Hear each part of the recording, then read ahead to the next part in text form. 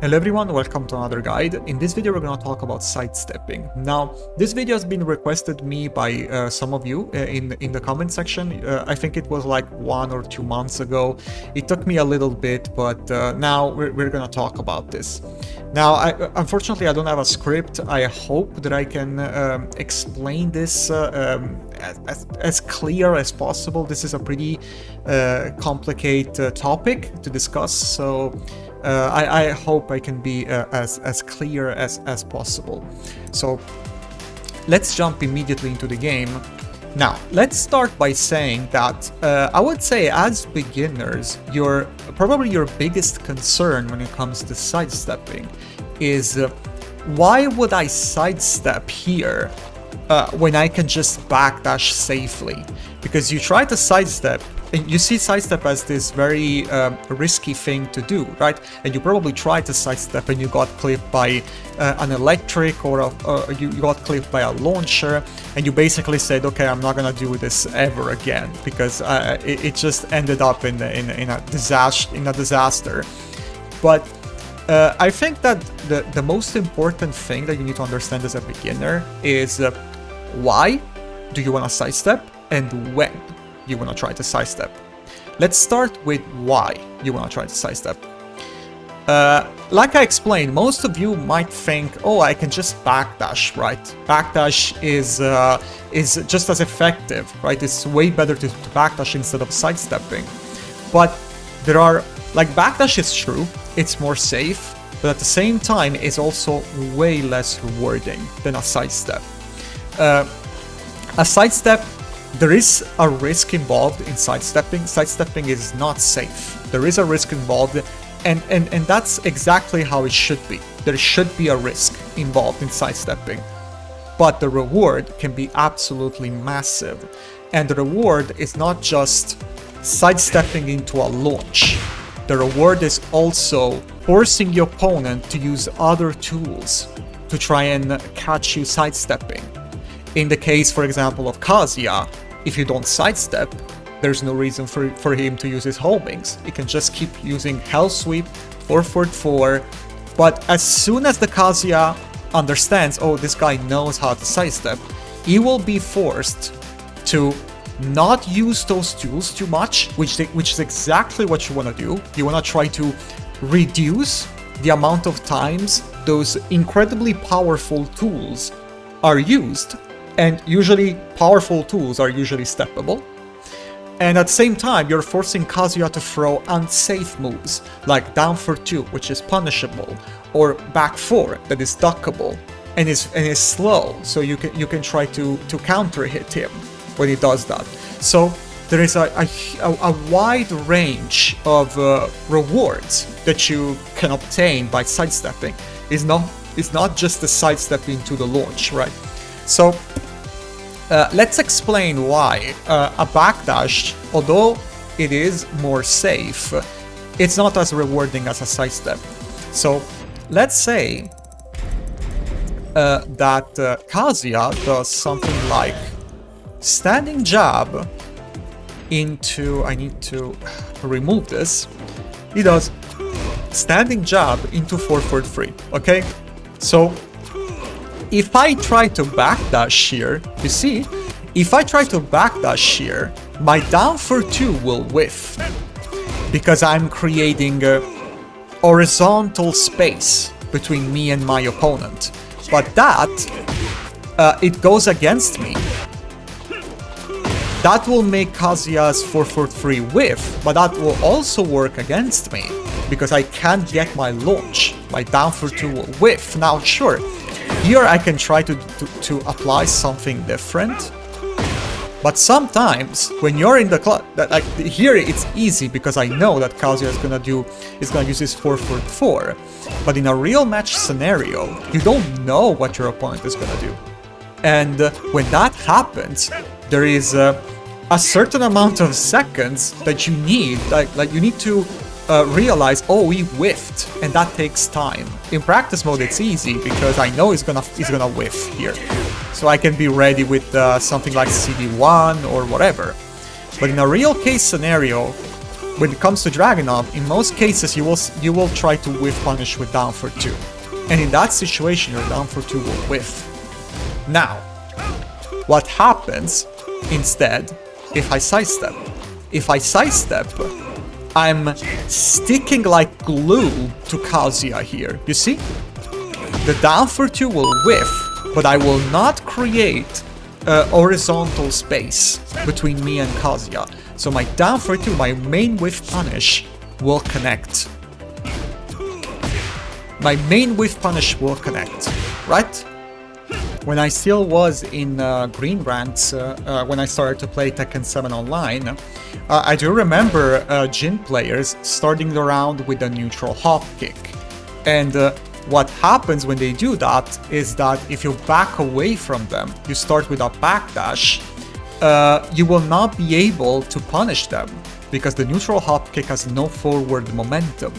But at the same time, if you try to press a button, most of the times you got carry it into a full combo. But when I started to explore sidestepping, I realized if I sidestep, I can evade the neutral hop kick, but at the same time being close enough to them to just launch them with a down for 2. So that is the first reason why sidestepping is better than backdashing. It's because it allows you to whiff punish the opponent much more easily.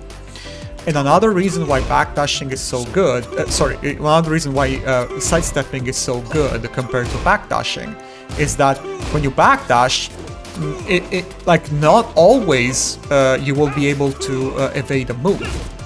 Like if I'm this close here, and Kazuya does standing jab into 4-4-4, here, the 4-4-4 is safe on block. And by backdashing, you see here, even if I Korean backdash here, I will not be able to get away from that 4-4-4. No matter what I do here, I'm completely locked down. I'm just way too close to my opponent to be able to backdash appropriately.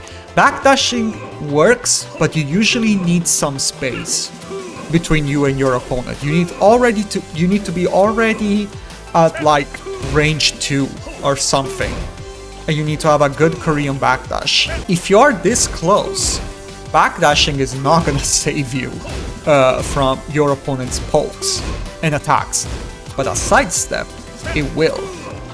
A sidestep, you need to think about sidestepping as a lateral backdash. And unfortunately, when you're this close, the backdash will not help you, but a sidestep will. So already you can start to create this sort of strategy in your head. If I am like a 2.0, I might consider trying to backdash. But if I am this close here, backdashing is not gonna help me. So my only option to get away from my opponent pressure is sidestepping. Okay? So these are the reasons why you want to sidestep. You want to sidestep because it allows you to whiff punish the opponent much more easily than just backdashing.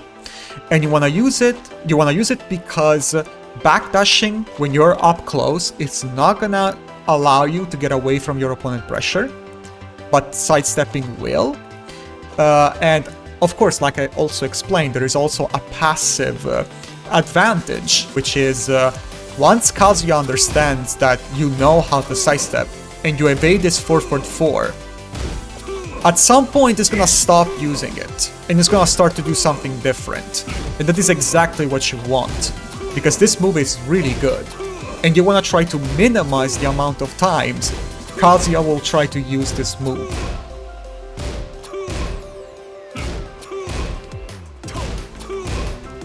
Pronto. I forget what I was saying. So yeah, you wanna try to minimize the amount of times Kazuya uses 4-4-3. Same goes with its Hell Sweep. That's the same thing. If you sidestep left against his Hell Sweep, you will minimize the amount of times Kazuya will try to go for that. And this is exactly what you want to do. You want to try to minimize your opponent's offense, and you can only do that by sidestepping. Now, I would say that another important thing that you need to understand about sidestepping is that, as you can see, when I'm sidestepping here, I'm not just tapping down like this, but I'm doing a small sidewalk. The difference between a sidestep and a sidewalk is that a sidestep is just when you tap down or up once. This is a sidestep, and this is a sidewalk. It's when you tap down, you tap up, and then you press again and you hold up. You press 2 times down, and then you hold down the down button, and then you will start to sidewalk towards the camera, right?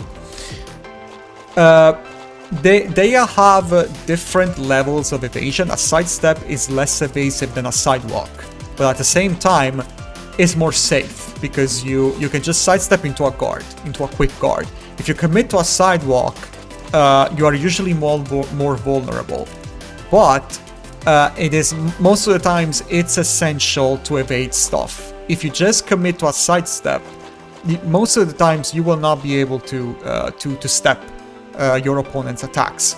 And this is actually not me saying this. I mean, I actually did this. I discovered this myself, but this also Fighting GM, which is one of the best League players in the world, also says this. You always want to try to sidewalk like a couple of steps, like this. You do a small sidewalk. You don't just sidestep. You do a small sidewalk and then you block, like this. It's way better than just sidestepping. And you just sidestep into a guard only when you're playing against a character that has very strong tracking. And in that case, it can be useful. I generally do this against Nina because there are some characters that are almost impossible to sidestep for some reason. I don't know, but some characters, their strings, they will track like crazy. And Nina is one of those characters. And like, when you're up against one of those characters, you might want to try to sidestep into a guard, because you never know if you will be able to step them. Now, lastly, what you need to understand about sidestepping is when you want to try to sidestep. And there are basically 2 situations. You want to either sidestep in the neutral, so when there is some distance between you and your opponent, like this, and you think at some point that your opponent is gonna try to hit you with something. Let's say that you're playing with Kazuya. If you're in the neutral, Kazuya might try to apply one of these moves. He might try to apply an electric. I can't electric with the Hori fight pad, so forgive me. But he might try to use an electric or a demon paw, right? These are some of his most important tools in the neutral to try and apply, right? So, and both of these attacks are sidesteppable. So, if you are in the neutral like this and you think that your opponent is gonna try to use, maybe might also try to use an approach tool. I don't know, something like, for example, Kazuya's running free, right? Something like this. When you have the feeling that Kazuya might try to apply something like this, and you're in the neutral, you step. When you see Kazuya twitching towards you, that's when you try to sidestep. Of course, you always want to try to move around. It's very important to always keep moving when you're in neutral. Always try to sidestep. Every time you see your opponent trying twitching towards you, approaching you, that's when you know sidestep. And of course, this is not going to be like something that you will be able to do immediately. You need to develop a sense for sidestepping, timing. You need to develop timing, but it's important to try to stress this as much as possible. And maybe what I recommend you is try to experiment with sidestepping. Maybe not in ranked, because that's hard to do when your rank is at stake. But maybe try to do it in quick matches. That is really useful. Try to go in quick matches and try to mess around with sidestepping. And with time, you will develop a sense. You will develop a sense for sidestep, and you will develop also a timing for it. So You wanna sidestep in the neutral, or you wanna try sidestep. You wanna try to sidestep up close. Again, like I explained you before, up close, it's extremely important. The sidestep is extremely important because you can't back away from the opponent. So sidestepping is the only way to make your opponent whiff at this range. So you either sidestep in the neutral or you sidestep up close to get away from opponent's pressure. I need to drink a little bit of water. Okay, so lastly, I want to talk about the risk of getting hit while sidestepping. Like I explained, sidestep is extremely important because you dissuade the opponent from using certain attacks, but you also dissuade the opponent from trying to apply 50-50s. For example, let's say you're playing against a Kazuya player, and the Kazuya player really likes to use Hell Sweeps, right? Let's say he does something like this, right? And then, oh, I failed the 4-3. Like this, okay? Let's say that you don't want to sidestep, right? So you get hit by two Hell Sweeps in a row, like this. Then you try to stand up into a crouch guard, and you get clipped by 4-3. You saw the damage that did in that situation. You took two Hell Sweeps. Sorry, you took two Hell Sweeps into a 4-3. That deals a million damage. And what's more risky? Getting hit by two Hell Sweeps and a 4-3 in a row, or just getting tagged by an electric? With time, you will realize that it's way more scary to allow your opponent to safely 50-50 you to death, rather than getting clipped while sidestepping. It's way more risky, because when you get hit by a Hell Sweep, and then you get hit by another Hell Sweep, and then you say, okay, now I'm trying to crouch guard, and then he goes to the 4-3. You're playing Kazuya's game. You're playing the guessing game, and you don't want to do that. That is the worst thing you can do, playing the guessing game. You should try to avoid that as much as possible. And if the cost is hitting an electric every now and then while sidestepping, is well worth it. Believe me, it's well worth it. Can I eat an electric? It's well worth it. Believe me. Just because you're not playing the 50-50 game with your opponent, and it's way better. It's way better when you realize that yeah, I can get clipped by an electric, but it's never gonna be as bad as eating two Hell Sweep or even three Hell Sweeps in a row and then a 4-3. That is way worse. That's GG. That's basically GG if that happens. If he can get you at the wall with that 4-3 and get a wall combo, that's basically GG. It's over. So this is another extremely important thing that you want to understand. There is a risk involved in sidestepping, but the risk is worth it. It's just worth it because you're dissuading the opponent. You're not playing the 50-50 game, and that is invaluable, even if there is a little bit of risk involved. Okay, so one last thing I completely forgot to mention. I actually had to reboot the whole game because I completely forgot about this, but I thought it was very important. Is the fact that you want to always try to sidestep towards the appropriate side depending on the character. Now, in the case of Kazuya, for example, I think most of you already know that you always want to try to sidestep towards the left. Like in this case, if you're on two-player side, it will be towards the camera, right? It's a clockwise. You want to sidestep towards the camera. While if you're on player one side, you want to try to sidestep towards the background, okay? So it's basically clockwise. If you want to try a consistent way to tell which side you have to sidestep, it's basically clockwise. And to know to know the weak side of every character, you can just Google that, search Tekken 8 sidestep chart. You will find these PNGs with all the different characters, and it will tell you if the character is weak to sidestep left or sidestep right.